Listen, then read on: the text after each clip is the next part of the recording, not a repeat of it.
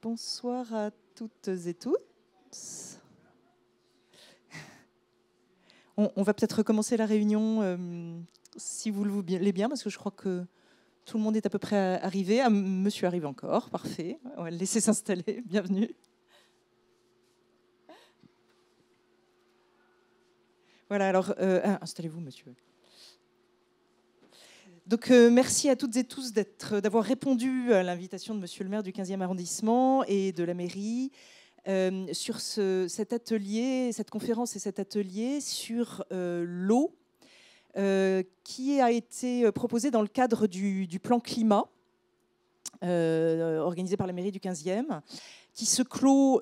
Donc il y a une consultation des habitants qui peuvent contribuer à ce plan climat. Donc la consultation va se terminer, je crois, dans une semaine. Donc vous pouvez encore contribuer. Et la soirée de ce soir, c'est pour avoir un échange particulier sur les relations entre l'eau et le climat. Voilà. Donc la mairie du 15e nous a invités, nous, associations, pour essayer de vous parler de cet enjeu. Donc moi, je suis Edith Félix, je fais partie d'une association qui s'appelle la Coordination Eau Île-de-France, et on essaie vraiment, un de nos plaidoyers, donc on a plusieurs plaidoyers sur le droit à l'accès à l'eau, sur la gestion de l'eau, publique de l'eau, et on a la chance à Paris d'avoir Eau de Paris. Donc la transparence sur la gestion de l'eau, mais aussi donc quelque chose qui nous tient beaucoup à cœur, c'est de bien faire voir, de bien montrer que la gestion, enfin le cycle de l'eau est vraiment très très lié au climat et que les activités humaines en fait ont un impact sur ce cycle de l'eau et que finalement on peut avoir un impact vertueux pour stabiliser le climat et que c'est vraiment très important. Donc je vais vous faire une petite présentation, un petit parcours ensemble, une exposition qu'on a faite il y a déjà en 2015. C'est vous dire que le sujet est quand même pas complètement nouveau. Après, on prendra un temps d'échange justement dans le cadre de la consultation pour échanger, c'est important, remonter vos idées, parler peut-être plus d'économie d'eau, etc.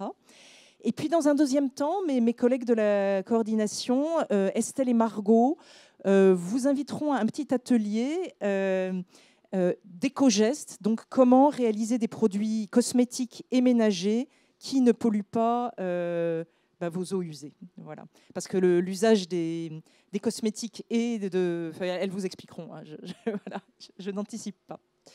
Voilà. Alors, je vous raconte donc un petit peu ce parcours qu'on a eu.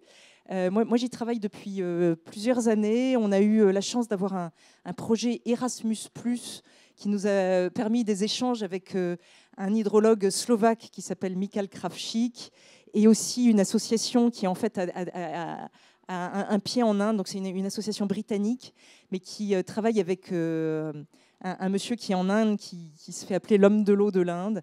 Donc on a eu des échanges passionnants. Ils nous ont vraiment expliqué leur expérience. Je vous en ferai part. Donc, il y a deux choses, en fait, très importantes à comprendre. C'est, comme je vous le disais, la relation entre le bon comportement du cycle de l'eau, des pluies, des infiltrations, des évaporations, et le climat. Donc ça, c'est très lié. Hein. Les sécheresses, c'est quand le cycle de l'eau il est brisé. Il y a aussi des tas de problèmes d'inondation dans nombreux points du globe. Voilà, donc il y a une forte relation entre la stabilité du climat et la stabilité du cycle de l'eau. Et l'autre chose à comprendre et qu'on va partager, c'est que les activités humaines perturbent ce cycle de l'eau et qu'elles contribuent complètement au dérèglement climatique. Voilà, donc il n'y a pas que le CO2 dans la vie, en fait. Hein. Les experts du GIEC parlent beaucoup de CO2. On a beaucoup de mal à faire entendre que finalement, ces relations entre le cycle de l'eau et le climat, c'est aussi fondamental. Voilà. Donc là, c'est vraiment un peu un serpent qui se mord la queue. Hein. Le climat s'emballe et du coup, il y a des pluies torrentielles, des sécheresses, voilà, et du coup, ça renforce. Le phénomène ne fait que se renforcer. Et voilà. Donc on va voir comment on peut stabiliser, essayer de stabiliser. Donc, le cycle de l'eau, on va se rappeler ce que c'est, hein, tous ensemble. C'est vraiment l'eau qui circule sur la surface de la Terre. Donc on a des masses d'eau qui ne sont pas toutes potables, hein. On a de l'eau de mer, de l'eau dans les rivières, il y a des nappes phréatiques. Donc il y a un cycle comme ça que vous connaissez, hein, l'évaporation, et puis des précipitations, ça s'infiltre, ça ruisselle éventuellement en rivière, mais les infiltrations aussi, hein, repartent éventuellement dans les océans, et donc il y a un passage comme ça. Alors ça, c'est ce que moi j'appelle le grand cycle qui passe par les océans, les nappes, voilà. Enfin, les grosses masses océaniques. Il y a aussi un cycle plus local, hein, d'évapotranspiration locale partout. Alors surtout là c'est du vert, hein, des forêts, etc. Mais voilà, ça s'évapore aussi depuis les terres. Et bien sûr, ça repleut, voilà.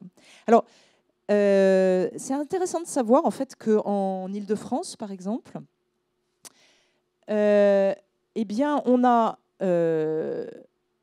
notre cycle local de l'eau qui fonctionne plutôt bien, hein, et qui en fait fonctionne comme une petite pompe qui en fait absorbe un apport de pluie océanique de 1/3. Voilà. Mais en fait, c'est le petit rotor local qui nous donne un bonus, je dirais, océanique de 1/3 de plus. Voilà. Donc il faut bien que le petit moteur local il fonctionne bien pour que tout fonctionne. Voilà. Donc ça, c'est le principe. On pourra y revenir, hein, si on a oublié entre-temps. Voilà. Mais les activités humaines perturbent pas mal ce cycle de l'eau, et à grande échelle. Alors, il y a plusieurs choses qui perturbent. Déjà, l'agriculture. En fait, quand on déforeste, quand on met des grands champs, et surtout quand ce sont des grandes surfaces très importantes, avec de l'agriculture où il y a des intrants, hein, des pesticides, bon, alors, déjà, ça chauffe. Je parlerai des pesticides après. Déjà, ça chauffe beaucoup plus que sur des zones beaucoup plus boisées, beaucoup plus végétalisées, où la végétation est plus haute. Moi, je suis pilote de planeur, et je peux vous dire que les pilotes de planeur en campagne, ils cherchent les ascendances. Et les ascendances, c'est les champs les plus clairs. C'est clair que c'est ça où on trouve des pompes, hein, voilà. Donc, c'est quelque chose qu'on ressent très, très bien. Alors, un autre cas géographique où ça chauffe pas mal, ça chauffe plus que quand il y a de la végétation, c'est bien sûr dans les lieux urbains, dans les lieux urbanisés, où on sait que sur l'asphalte, sur les toits, ça ne s'évapore pas, il n'y a rien à évaporer, et donc ça chauffe beaucoup plus. Et alors, le problème de ces réchauffements-là, de ces réchauffements, c'est que ça fait des masses d'air qui s'élèvent, ascendantes, qui repoussent les nuages. Donc les nuages, en fait, ils ont tendance à tomber là où il fait plus frais, en fait. Voilà. Et donc ça agit comme un repoussoir à pluie, les zones urbaines. Et puis ça, voilà. Alors du coup, ça perturbe aussi, hein, ça perturbe le petit cycle de l'eau. Ça fait des événements plus violents, des tempêtes, parce que les pluies, au lieu de tomber partout de façon un peu homogène, eh ben, elles vont toutes se mettre sur des zones plus fraîches, plus montagneuses, etc. Et donc ça peut s'emballer. Voilà. Et puis alors, moins il y a de pluie qui tombe à un endroit, moins les nappes se rechargent, et plus tout s'assèche, hein. Voilà. Donc on a un exemple comme ça, justement, je vous parlais de Rajendra Singh en Inde. En fait, il y a eu tout un développement où ils ont tenté de faire une révolution agricole, donc de pousser complètement la productivité de certaines zones, en particulier au Rajasthan, qui est le nord-ouest, hein, de l'Inde. Et en fait, donc, ils se sont mis à pomper dans les nappes énormément pour faire une agriculture intensive. Et ce faisant, en fait, ils ont asséché complètement les nappes et ils ont complètement désertifié le Rajasthan.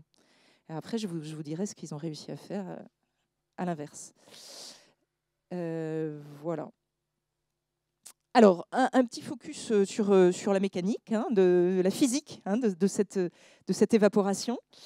Donc, quand il n'y a pas d'eau, eh ben, ça ne s'évapore pas. C'est-à-dire qu'il y a, quand il y a du soleil, hein, il y a une énergie solaire qui amène beaucoup de calories.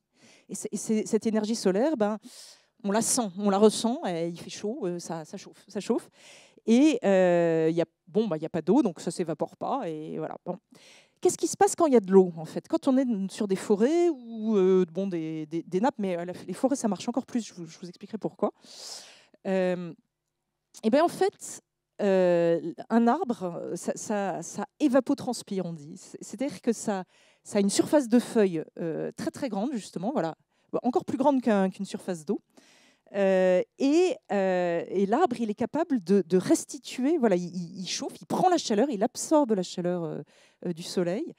Et il y a la réaction chimique, hein, de transformation de l'eau qui est sous forme d'eau dans les feuilles en vapeur. Cette réaction chimique, elle absorbe de l'énergie. Et alors, donc, elle rafraîchit, elle permet de rafraîchir en dessous, en absorbant de l'énergie. Voilà, elle rafraîchit là où ça se passe, cette réaction chimique.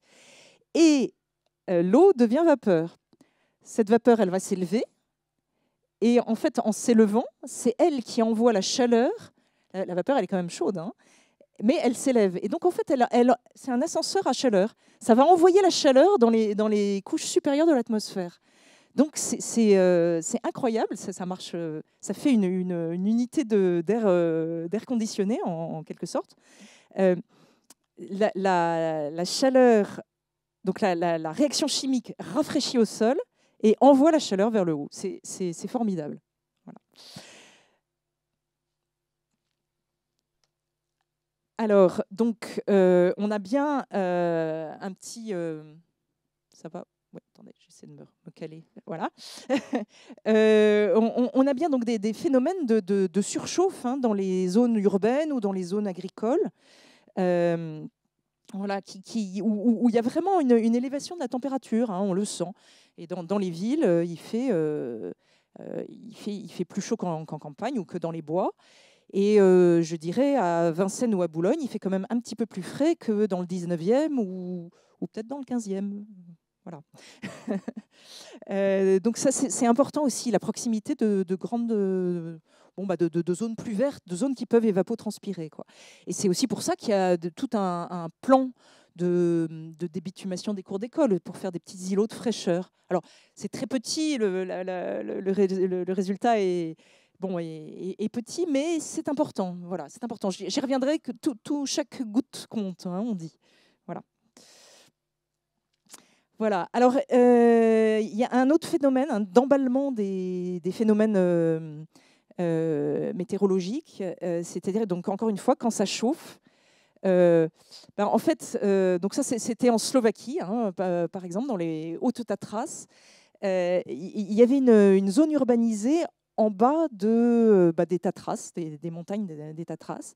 Et en fait, les vents accéléraient, parce que donc ça fait une colonne d'air montante qui absorbe, enfin qui fait que les vents s'accélèrent.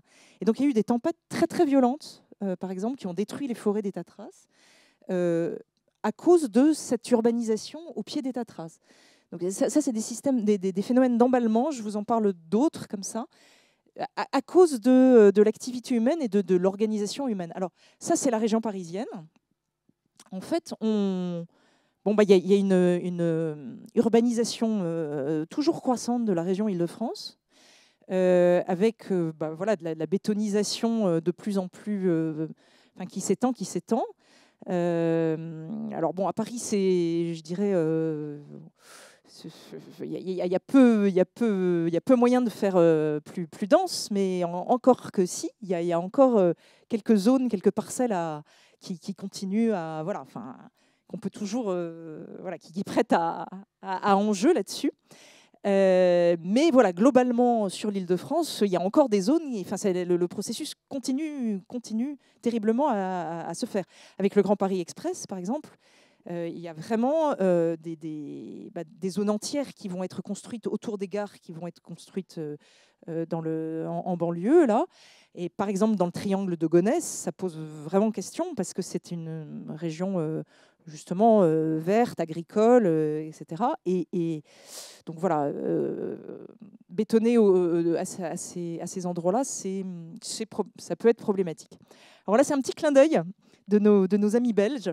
Enfin, d'ailleurs, ça vient du Mexique, hein, des super-héros comme ça, qui viennent pour des causes publiques. Donc ça commençait par Super Barrio, qui allait dans les quartiers mexicains, dans les favelas mexicaines, pour essayer de prendre la cause voilà, des habitants.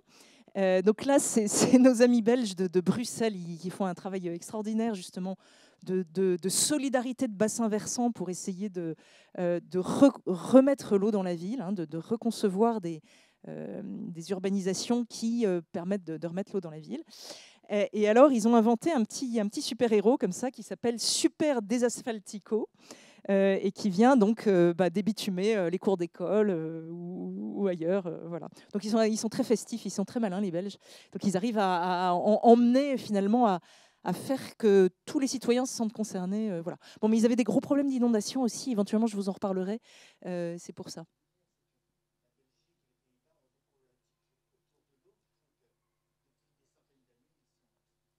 Oui, oui, alors là, sur les inondations, aux Pays-Bas, là, il y a des gros enjeux. Alors voilà, là, je vous parle plutôt de sécheresse, mais sur les. Alors, encore sécheresse, mais enfin, effectivement, hein, la montée des eaux en Asie ou aux Pays-Bas, c'est vraiment préoccupant, hein. Les Pays-Bas se prennent la question, bien sûr, très, très au sérieux. Bon, alors là, c'est une planche, je vais passer vite, mais c'est sur la mer d'Aral, hein. Là, c'est pour voir vraiment le changement climatique, mais c'est vraiment tangible, hein. Là, c'est encore un problème d'agriculture, hein. Je vous parlais de l'Inde, mais là, c'est la même question.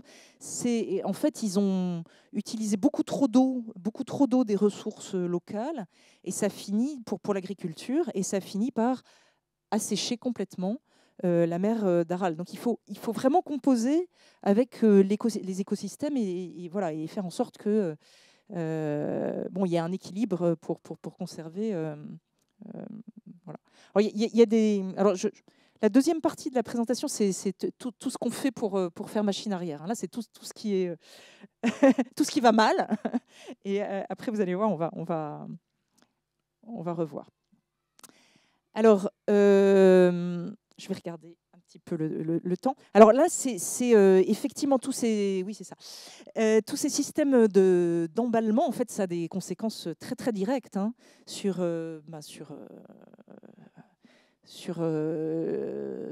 l'humanité. Donc, bien sûr, sans eau, pas de vie. On a quand même dans le monde une personne sur deux qui vit dans une région en situation de stress hydrique. Stress hydrique, je veux dire, c'est facile d'être en stress hydrique, hein. La France l'est. La France fait partie, hein, des zones en stress hydrique. Voilà. Mais, et de façon beaucoup plus cruelle, je dirais, il y a quand même 3,5 milliards de personnes qui boivent chaque jour une eau dangereuse, hein, et de qualité douteuse. C'est énorme, c'est énorme. Et 2,6 milliards de personnes qui n'ont pas d'assainissement adéquat. Donc ça veut dire que les eaux usées, les eaux sales, se retrouvent dans le milieu naturel, comme ça, brut de fonderie. Donc il y a un énorme enjeu là-dessus. Voilà. Et en France aussi, donc il y a quand même sur 66 millions de personnes, 2 millions de personnes qui ne disposent pas d'un accès à l'eau potable et à l'assainissement. Ça fait quand même beaucoup, même en France, hein. Des populations précaires, des populations nomades, etc. Donc notre association, c'est aussi un des plaidoyers, hein, qu'on porte, bien sûr, hein, c'est le droit à l'accès à l'eau.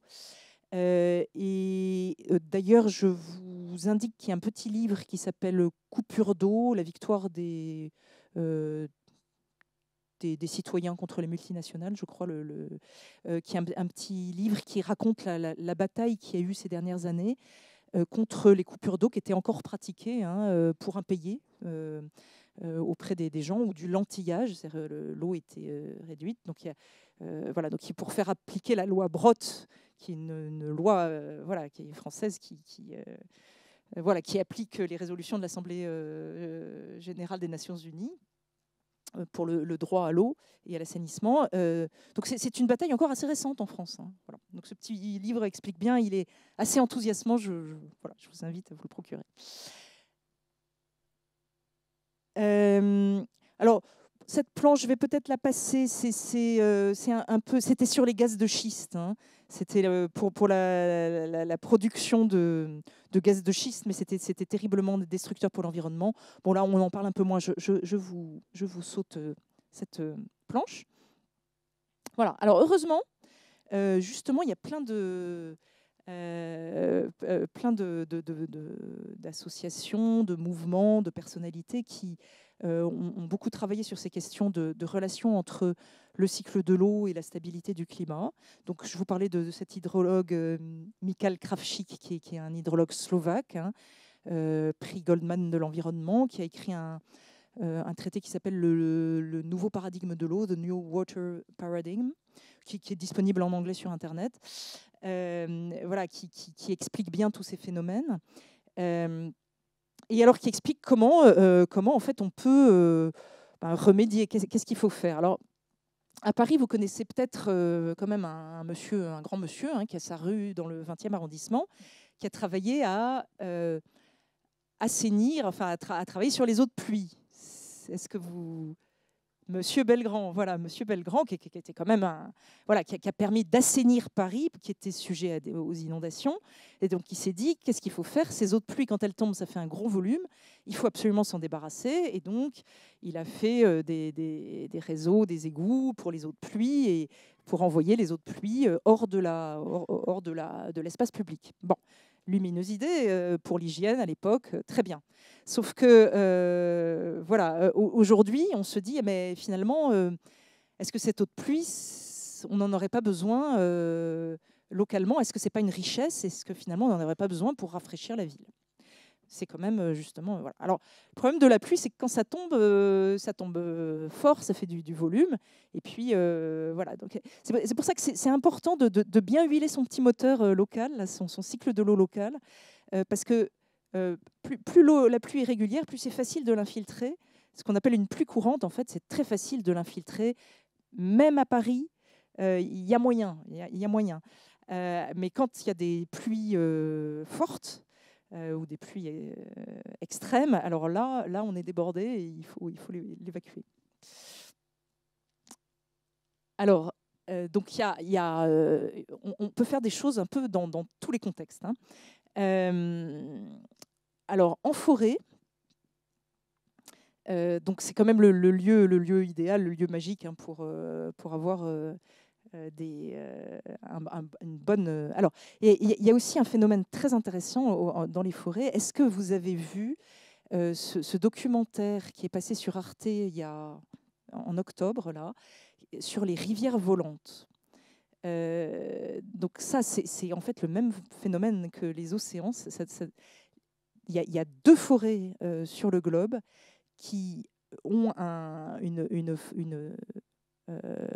surface telle et une puissance telle que elles font comme les océans. En fait, elles ont un cycle, elles insufflent un cycle énorme. Bon, c'est l'Amazonie, c'est la forêt amazonienne, bien sûr.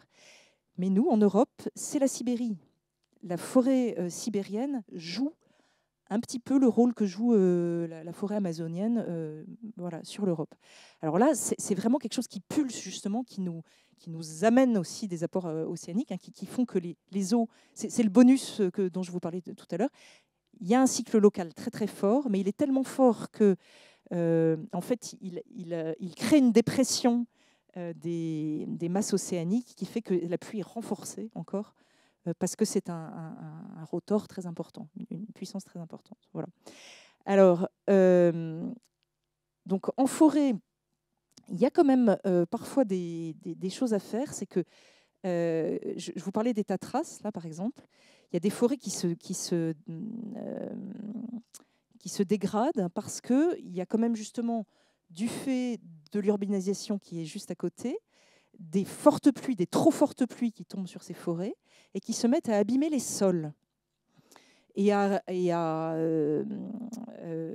Donc le sol se met à être raviné, voilà, à raviner les sols et à emporter les terres, et du coup les arbres sont fragilisés et ça ruine la forêt aussi. Donc ça peut contribuer, hein, ce phénomène d'emballement climatique peut contribuer aussi à abîmer les forêts. Donc même dans les forêts, il faut arriver à essayer de tempérer les mécanismes.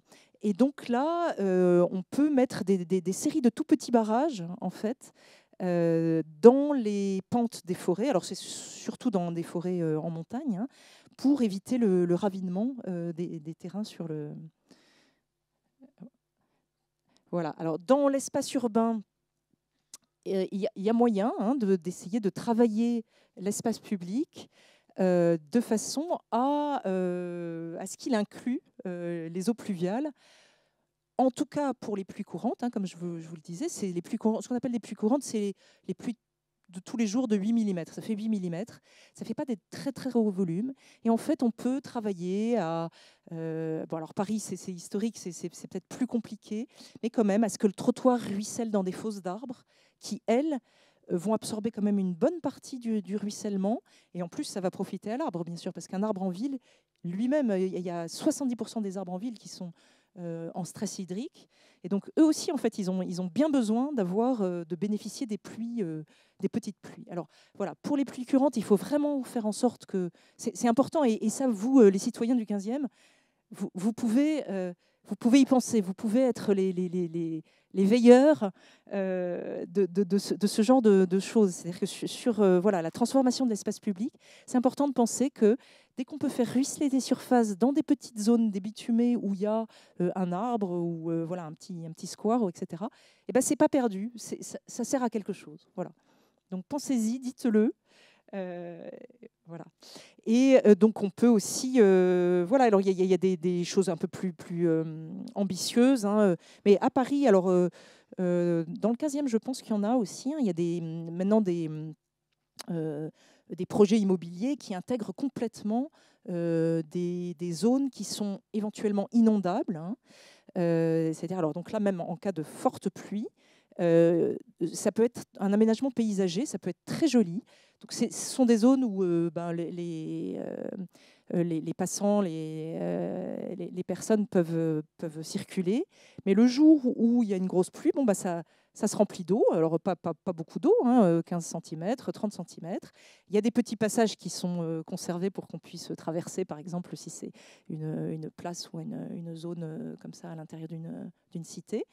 Et voilà, et ça permet de faire des petits réservoirs. Alors ça aussi, c'est important de penser dans des copropriétés, Alors ça s'applique aussi à toutes les copropriétés, hein, bien sûr, hein. On peut imaginer faire... Alors il y a aussi ici un petit dispositif qui s'appelle le jardin de pluie. Le jardin de pluie, c'est au lieu de faire un jardin où je ne sais pas, on va planter en butte, non, au contraire, on va creuser un petit trou. Ce petit trou, il va récolter aussi, pareil, les eaux courantes. Il faut aménager peut-être un trop-plein pour les eaux fortes pour ne pas inonder tout. Mais voilà. Et donc, c'est très joli, hein, ça fait, on plante. Il y a des plantes qui sont résistantes à un jour ou deux sous l'eau. Mais voilà. Dans ces dispositifs, en fait, l'eau, elle ne reste pas, hein. Elle reste pendant 24 heures. On fait en sorte, bon, les ingénieurs calculent que l'eau puisse être infiltrée ou évacuée dans les 24-48 heures. Donc, ce n'est pas des nids à moustiques ou quoi. Et donc, voilà, c'est des dispositifs urbains qui permettent vraiment de transformer l'espace et qui sont vraiment bénéfiques à la stabilité, enfin, voilà, au bon fonctionnement du cycle local de l'eau et donc à la stabilité du climat. Voilà, alors je vais peut-être aller un peu vite pour qu'on ait le temps de discuter. Je regarde l'heure. Voilà, donc ça c'est vraiment la région du Rajasthan, hein, qui, comme je vous le disais, avait été complètement asséché par un programme d'agriculture beaucoup trop intensif et pas réfléchi par rapport aux contraintes de l'environnement. Et alors, ce monsieur Rajendra Singh, en fait, au début, il était médecin. Et donc, il voyait bien que sa région était complètement sinistrée. Il y avait un exode rural abominable, etc. Et donc, il est venu là pour essayer de soigner les populations. Et on lui a dit, mais non, mais c'est pas de médecine dont on a besoin. Il faut qu'on retrouve nos anciennes structures de gestion de l'eau. Et alors, en fait, donc là-bas, ils ont un climat de mousson. Hein.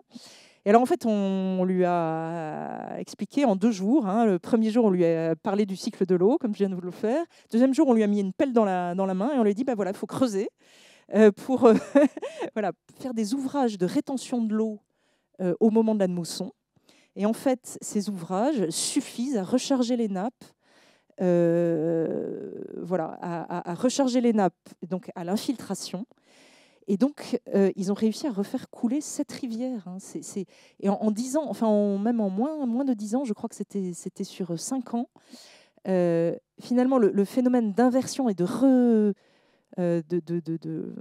remédiation, hein, du climat, il peut aller très très vite. Voilà, les hommes ont une forte influence sur la façon dont le climat évolue.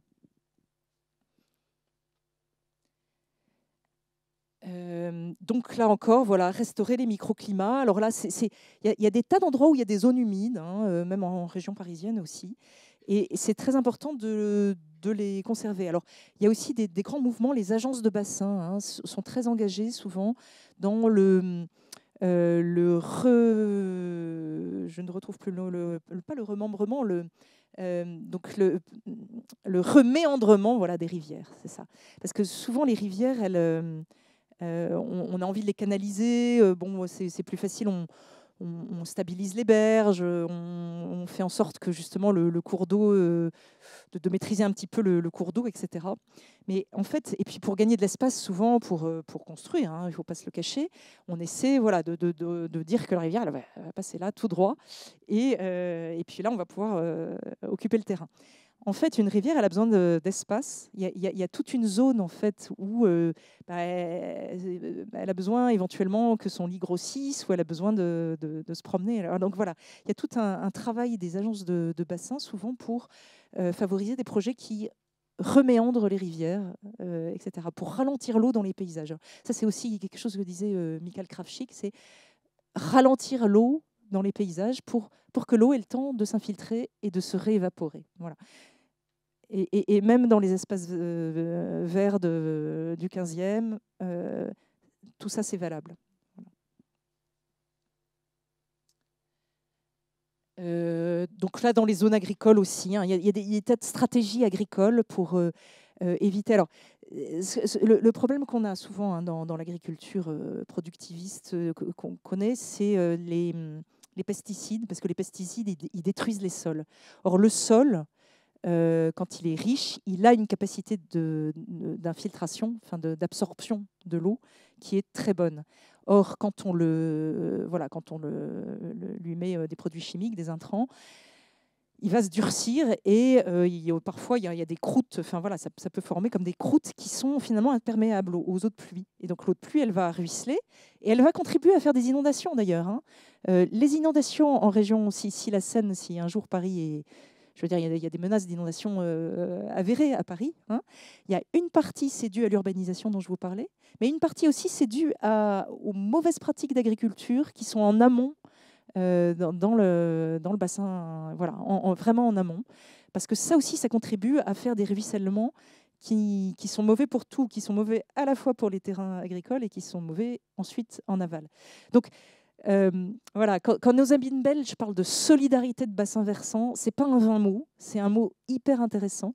Donc eux, ils ont réussi à créer une dynamique à Bruxelles où il y a vraiment des citoyens qui s'engagent dans cette solidarité de bassin versant parce qu'ils avaient des problèmes justement d'inondation. Donc la mairie voulait créer un gros bassin d'orage. Donc ce qu'on appelle un bassin d'orage, donc ça c'est la solution technocratique. Hein. On se dit on a trop d'eau de pluie quand il y a des fortes pluies. Qu'est-ce qu'on en fait On va creuser un gros une grosse piscine bétonnée, et on va mettre l'eau de pluie là, et puis quand on aura le temps, on va la rejeter au réseau.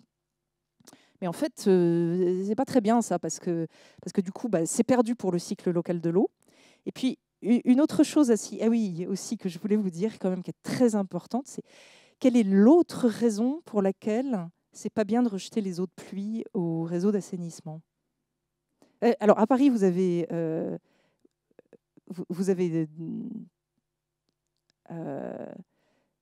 les eaux pluviales et les eaux, voilà, ouais.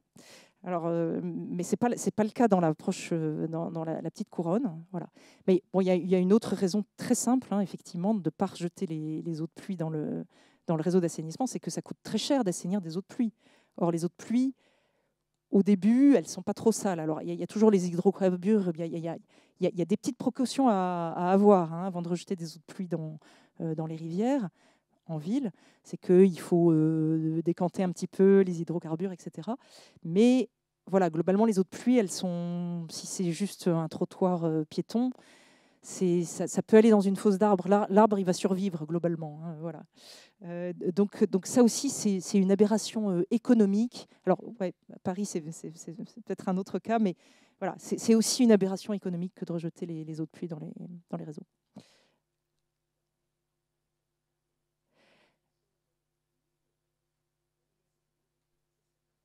En petite couronne, alors dans les constructions nouvelles, on oblige à faire, mais le réseau est unitaire. Ouais.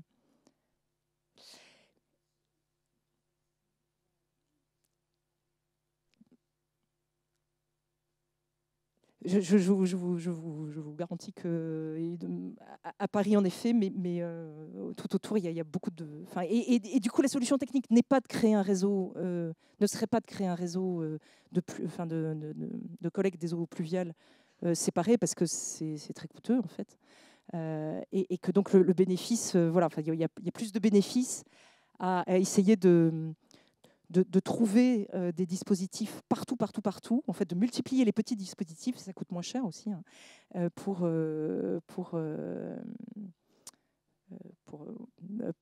essayer de garder, de faire s'évaporer au maximum sur place. Voilà. C'est le moins coûteux, c'est le plus bénéfique pour le climat. Voilà. Et donc nos amis belges sont allés très loin là-dessus, quoi. Voilà. Donc ça conclut, hein, ma présentation. On va continuer justement à dialoguer entre nous. Voilà, sur ce que vous. N'hésitez pas à dire ce que vous en pensez, à dire ce que vous pensez être bien pour le 15e, voir des pistes d'usage des eaux de pluie pour le 15e. Voilà. Alors, aussi, donc, bien sûr, il y a des efforts qui sont faits, hein, pour l'arrosage des espaces verts. Il y a toute une réflexion à avoir, hein, sur les eaux qu'on peut utiliser. Alors, à Paris aussi, c'est formidable, hein, vous êtes quand même très, très bien doté, parce que vous avez un réseau d'eau brute. Donc, par exemple, pour le nettoyage de la voirie, on ne fait pas ça avec de l'eau potable, hein, heureusement. Donc ça c'est une chance, hein, aussi. Donc il y a tout un tas de dispositifs. Mais néanmoins, par exemple, sur les gouttières, les toitures, ces gouttières-là, elles vont au réseau de collecte des eaux pluviales. Voilà. Et en fait, du coup, elles sont un petit peu perdues pour la surface. Parce que finalement, c'est évacué. Cette eau-là, elle est sortie de l'espace urbain. Voilà. Donc c'est en ça qu'il y a quand même éventuellement des réflexions à avoir pour considérer, parce qu'il faut considérer que l'eau de pluie, finalement, c'est une richesse. C'est vraiment une richesse pour rafraîchir la ville, pour arroser la végétation qui, elle, est quand même quelque chose de très important pour la transition écologique, hein, pour la biodiversité, pour le climat, pour l'évapotranspiration. Il n'y a pas mieux pour rafraîchir une ville que des arbres. Mais ces arbres, il faut qu'ils aient de l'eau. Donc, comment est-ce qu'on leur donne assez d'eau, et comment on utilise cette eau de pluie, parce que finalement, cette eau de pluie, c'est la meilleure pour les arbres. Voilà. Je vous laisse la parole. Est-ce que je vais passer le micro, peut-être? Oui. Alors, attendez, j'ai beaucoup parlé dans celui-là, je préfère vous donner celui-là.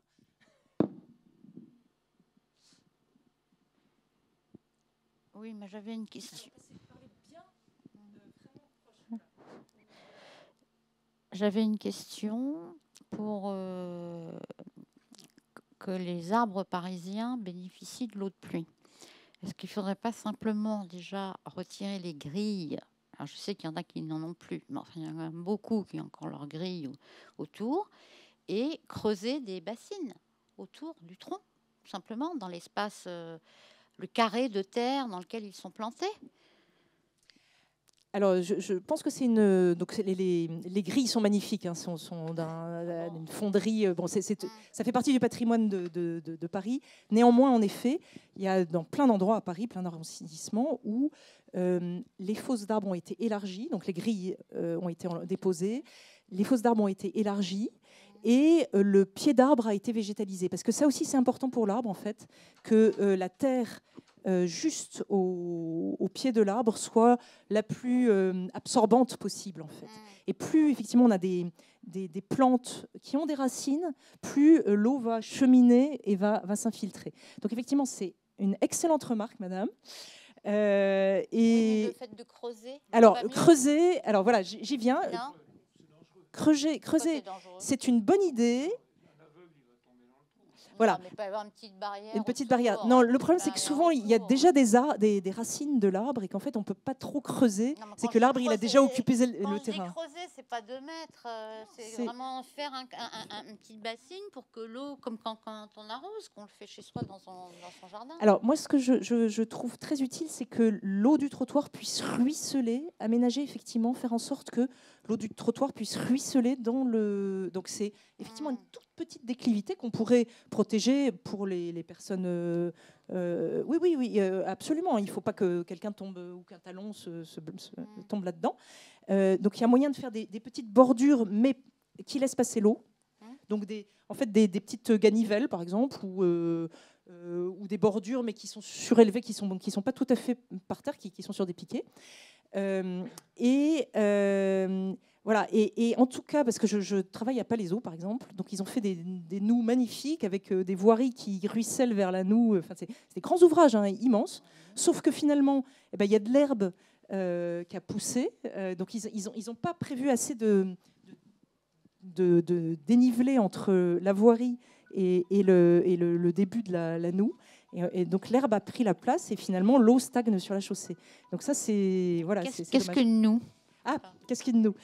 Une noue, c'est une sorte de fossé qui permet de stocker les eaux de pluie. Voilà, le temps qu'elles tombent et qui permet de les infiltrer, de les évaporer. Donc c'est un fossé. C'est un fossé enherbé, je dirais plutôt. Enfin voilà, c'est un fossé enherbé, végétalisé. Voilà.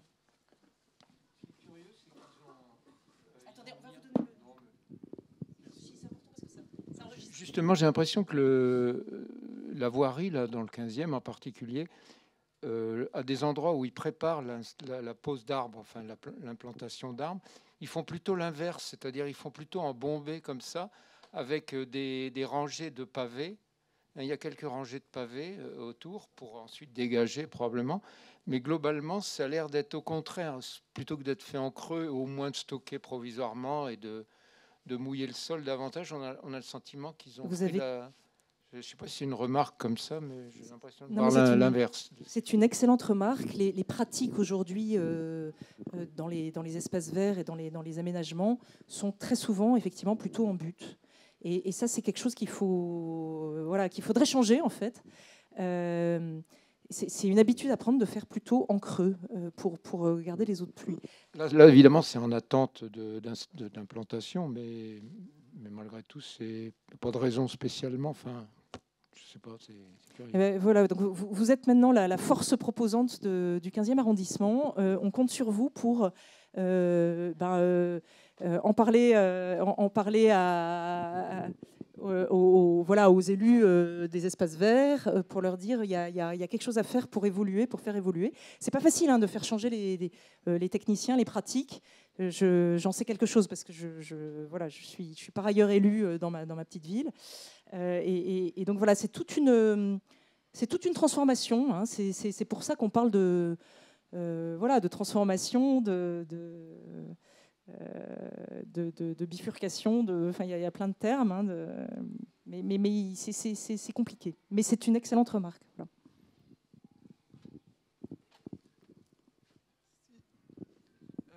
En revanche, je crois qu'à Paris, il faut déjà le fait d'avoir enlevé les grilles. Moi, je trouve que c'est pas très bien. Bon, ça, c'est mon avis personnel. Mais la deuxième chose, c'est qu'il faut qu'on arrête de mettre du bitume autour des arbres. Déjà, ça devient récurrent, quoi. Donc, il faut arrêter ça. Alors, je ne connais pas exactement. J'imagine que c'est du bitume qui est censé au début être poreux et qu'il est mis là pour faciliter l'entretien urbain, donc pour éviter effectivement que les gens se prennent les pieds dans les trous et pour qu'on puisse nettoyer plus facilement les fosses d'arbres. Mais effectivement, moi, je ne suis pas du tout... voilà, je trouve que ce n'est pas une bonne façon, ça ne sert pas l'arbre. Et ça fragilise l'arbre de faire ça. Donc, encore une suggestion à faire à vos élus.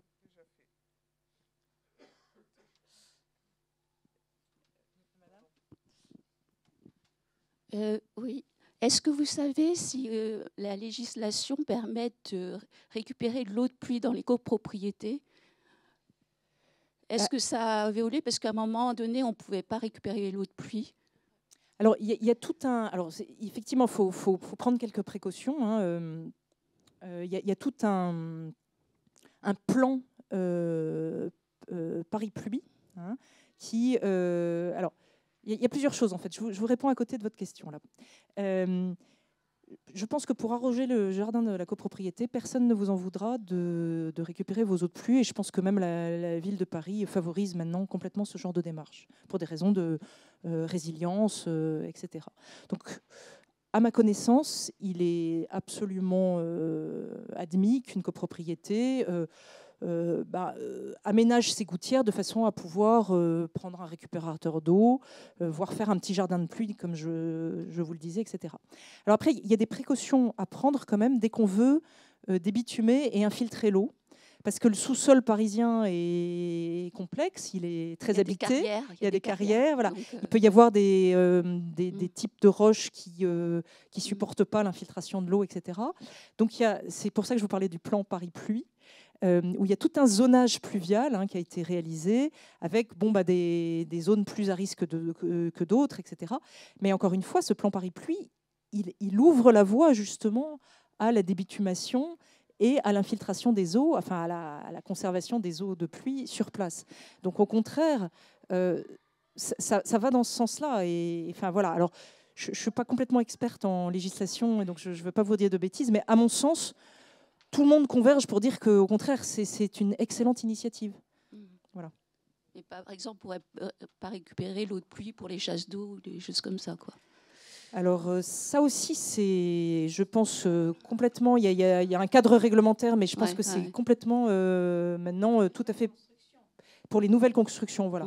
Pour les constructions anciennes, je vois pas... Alors, en fait, je ne sais pas vous répondre. J'avoue que je ne sais pas vous répondre.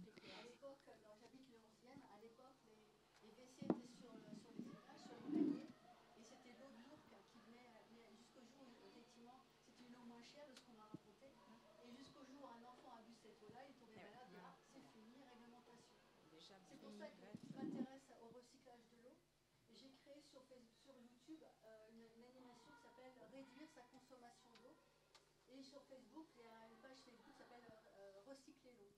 Pour justement dire, l'eau qu'on utilise, est-ce qu'on peut l'utiliser 2 fois, 3 fois, pour effectivement l'eau de la douche va dans le lave-linge, pas dans la vaisselle, le lave-linge, et après elle peut être utilisée dans les WC. Comme ça, on réduit de moitié notre consommation d'eau. Ça existe, mais effectivement, la réglementation, etc. Mais il y a de la possibilité. Mais l'eau de pluie pour les WC, à voir. Oui, effectivement. Enfin, en gros, pour arroser le jardin, la voiture, ça c'est complètement admis. Et effectivement, dans l'habitat, c'est plus compliqué pour les raisons que Madame disait d'hygiène. Néanmoins, une petite anecdote, c'est qu'on a pas mal fouillé quand même justement ces possibilités-là. Et en fait, il y avait encore récemment des branchements mal faits qui approvisionnaient les habitations en eau brute. Et en fait, les gens n'étaient pas malades. Ils buvaient de l'eau brute et ils n'étaient pas malades quand même, hein. Mais bon, voilà, il y a parfois, après la qualité de l'eau brute, elle n'est pas suivie, donc voilà. Mais donc il faut pas, hein. Mais effectivement, il y a un problème pour amener les deux eaux dans les. Voilà, on craint les mauvais branchements, c'est absolument la raison. Et il va falloir qu'on clore notre première partie. Est-ce qu'on prend encore quelques questions si vous en avez encore, et puis on essaie de passer à la deuxième partie. Monsieur, attendez. Merci. Vous nous avez parlé au début du cycle de l'eau. Globalement, est-ce qu'on peut, à votre avis, considérer que le cycle de l'eau correspond à la totalité de l'énergie solaire qui arrive sur la Terre? Pardon d'échapper un peu au 15e. Est-ce que bon, c'est quand même la quantité d'énergie solaire qui arrive est quelque part une constante. Et ce cycle de l'eau, moi, je m'en fais une idée en vous écoutant. Je m'en fais l'image suivante. À certains endroits, le cycle est accéléré. D'autres endroits, il est au contraire considérablement freiné. Et au total, tout se déplace. Rien ne change globalement. Pas tout à fait, je sais qu'il y a les irrigations, etc. Mais grosso modo, le cycle répond à une énergie solaire constante, mais des déplacements considérables existent entre les précipitations à tel endroit, l'assèchement à tel autre, etc. Voilà. Les nappes phréatiques, notamment, ça sèche à un endroit, pendant que d'autres endroits, on va avoir des inondations, etc. Oui, alors, mais tout à fait, vous avez un esprit scientifique, clairement. Mais le système qu'il faut... Il n'y a pas à s'excuser. Je dirais sûrement le système... Alors, je ne suis pas hydrologue ni spécialiste, mais, et d'ailleurs, les hydrologues ont du mal encore à modéliser tout ça. Mais effectivement, le système à modéliser, là, c'est bien celui de l'énergie solaire, du cycle de l'eau, mais aussi donc des températures qui augmentent. Finalement, c'est exactement ça que je vous ai dit, et de l'emballement. C'est-à-dire que c'est, au lieu d'être homogène, le cycle de l'eau, ça surchauffe à un endroit parce qu'il n'y a plus d'eau évaporée, donc ça surchauffe. Et puis, de l'autre côté, ça s'emballe parce que, voilà, parce que l'énergie solaire, finalement, elle va se répartir entre ce phénomène d'évaporation. Elle est absorbée par là ou par le phénomène d'élévation des températures au sol. Et effectivement, donc voilà, je ne suis pas physicienne de l'atmosphère, mais je pense que c'est bien, vous avez bien l'idée globale, quoi. Le problème, c'est qu'il faut que ça ne s'emballe pas, quoi. Que l'humanité, elle va pâtir de tout d'un coup, un endroit, ça s'emballe, ça va s'inonder, le niveau de la mer va monter et ça va faire des catastrophes humaines. Et inversement, il y a des zones qui vont devenir complètement sèches et ça va de nouveau provoquer un exode rural, des réfugiés climatiques, etc. Donc c'est bien de ça dont on parle. C'est comment l'humanité peut contribuer à essayer de stabiliser la machine, parce qu'aujourd'hui, l'humanité la détraque. Voilà. Puis-je ? Après, j'arrête. Il y a en ce moment, on parle beaucoup de faire attention à nos consommations d'électricité, de gaz, etc. Bon, nos consommations énergétiques. Une raison supplémentaire, peut-être, de faire des efforts dans ce sens-là, c'est que quand on regarde au niveau de la France est équipée pour produire son électricité avec beaucoup de centrales utilisant des turbines à vapeur avec le cycle de Carnot, etc. Bon. Et ces centrales, un bon nombre sont munies d'aéroréfrigérants. De toute façon, celles qui rejettent directement dans le fleuve va s'évaporer progressivement au long de son fil. Bon, on a vu cet été qu'un bon nombre de centrales étaient empêtrées avec les débits d'eau, ils étaient obligés d'avoir des dérogations pour pouvoir maintenir leur fonctionnement, etc. On peut calculer, si on regarde ce qui se passe dans toutes les centrales en France, quel que soit leur type, on arrive, nucléaire ou autre, on arrive à considérer que, grosso modo, 1 milliard, un peu plus d'1 milliard de mètres cubes d'eau en une année sont évaporés et vont rejoindre les petits oiseaux et ou bien d'autres choses, ce qui incite encore plus à économiser nos consommations énergétiques. 1 milliard de mètres cubes, c'est pas rien. Oui, oui, tout à fait. Mais tant que le milliard s'évapore et rafraîchit, c'est pas enfin, il revient. C'est pas forcément. Voilà. Bon, moi, tant que ça communique, ça va. Mais effectivement, il y a un vrai enjeu là sur les centrales. Par exemple, enfin, toutes les centrales qui utilisent de l'eau et qui rejettent de l'eau dans les rivières. Par exemple, si l'étiage des rivières est trop bas, alors l'impact de la centrale sur l'écosystème, sur les poissons, enfin, ça va facilement faire monter la température de 2-3 degrés, ce qui pour les écosystèmes, c'est complètement dramatique, quoi. Et plus l'étiage est bas, plus le débit du fleuve est bas en été, plus l'impact du rejet des centrales est fort.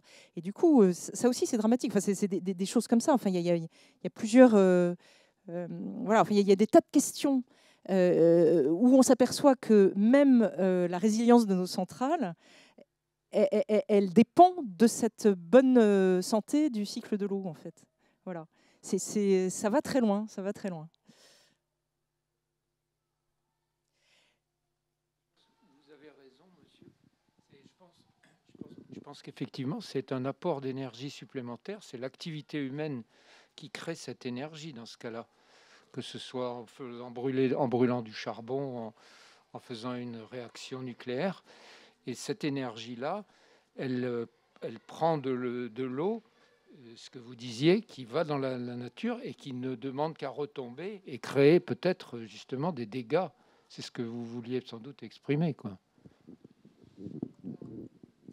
Alors, ce que dit, on pourrait en reparler parce que ce que dit Michael Kravchik, par exemple, c'est que chaque année, à la surface de la Terre, il y a... alors, je vais me tromper dans les chiffres. Moi, ce que j'ai retenu, c'est que c'est l'équivalent d'un cube qui fait à peu près 1000 km de côté. Voilà, c'est la France. Enfin, voilà, moi, je me représentais... voilà, donc ça doit faire 1 milliard de mètres cubes, si je ne me trompe pas. Qui disparaît, mais pourtant j'avais en tête, ce qui me trouble, c'est que j'avais en tête, c'était pas si rond que ça, et bon bref, ça doit être quand même de cet ordre-là, qui part des zones continentales vers l'océan, en fait.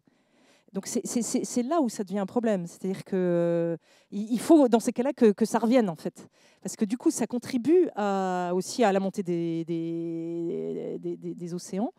Donc, effectivement, ce que vous dites, là, monsieur, de l'activité humaine, c'est qu'effectivement, ça contribue à envoyer de l'eau ailleurs, à pomper l'eau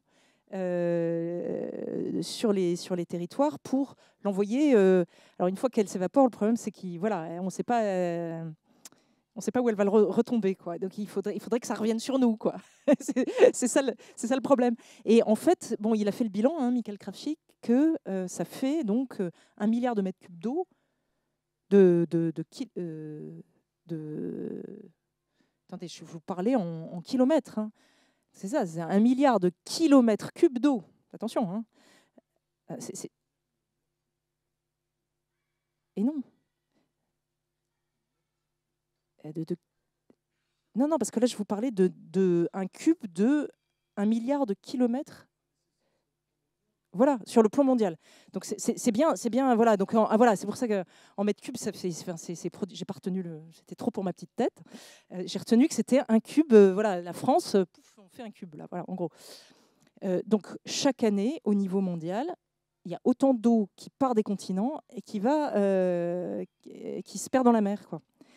et sans retour, en fait. Enfin, voilà. Enfin, lui, il parle de perte sèche. Hein, voilà.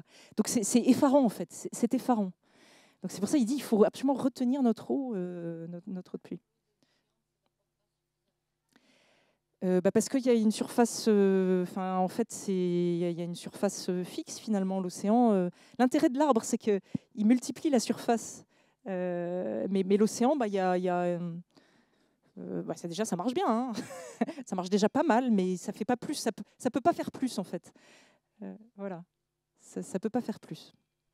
Voilà. Et c'est aussi pour ça qu'il faut absolument conserver notre forêt amazonienne, notre forêt sibérienne, parce qu'elle joue le rôle d'océans continentaux, en fait. Enfin, c'est magnifique. Hein. Ces forêts sont très précieuses. Voilà.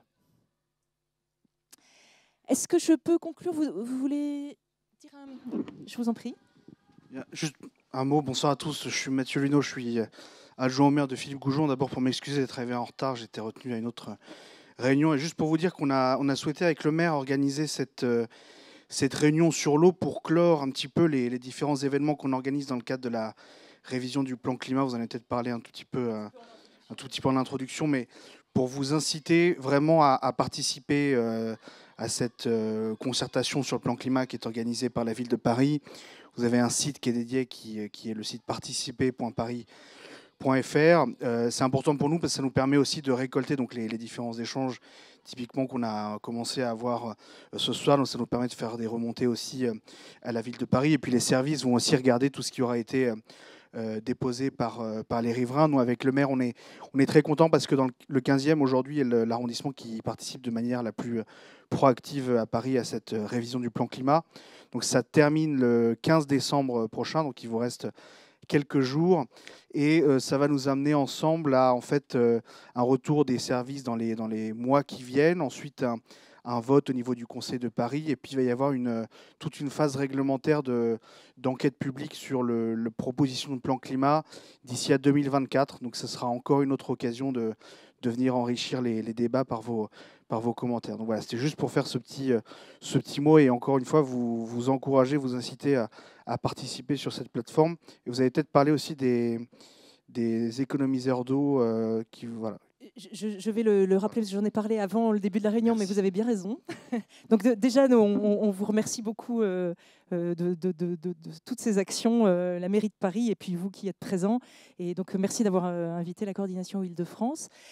Donc la mairie de Paris met à disposition quelques mousseurs, enfin économiseurs d'eau que vous pouvez adapter à vos robinets et à votre douche. Hein. Donc qui sont proposés dans le cadre du plan climat. Donc c'est à votre disposition, servez-vous, c'est assez standard et facile à installer, m'a-t-on rapporté. Et donc voilà, c'est pour vous.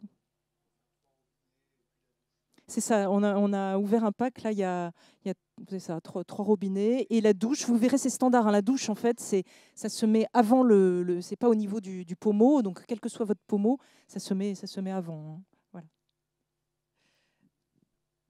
Merci beaucoup. Alors, on va peut-être vous proposer de boire un peu. Alors, je suis complètement navrée qu'il n'y ait pas de carafe d'eau de Paris qui soit là, mais pour des questions de logistique et avec le Covid, là, c'est plus simple. Bon, c'est dommage, c'est bien dommage, parce que donc la bataille contre les eaux en plastique, c'est aussi des eaux en bouteille, pardon, c'est encore aussi tout un autre sujet. Donc, buvez eau de Paris. Hein. Et donc, on fait une petite pause pendant que mes collègues de la coordination au Île-de-France installe l'atelier suivant donc pour les éco-gestes pour vous apprendre, enfin pour partager ensemble des recettes de fabrication de produits ménagers et cosmétiques qui ne polluent pas les eaux. Et donc ça encore, ça fait partie des bonnes pratiques pour ne pas, pour avoir moins d'assainissement à faire en fait. Hein. Dans votre facture d'eau, il y a une part, la part la plus grande, c'est la part de l'assainissement. Et en fait, voilà, si on évacue un certain nombre de produits chimiques et toxiques, et ben ça allégera d'autant le travail dans les énormes usines du SIAP, du syndicat d'assainissement de l'agglomération parisienne. Ben, merci beaucoup pour votre attention, votre participation.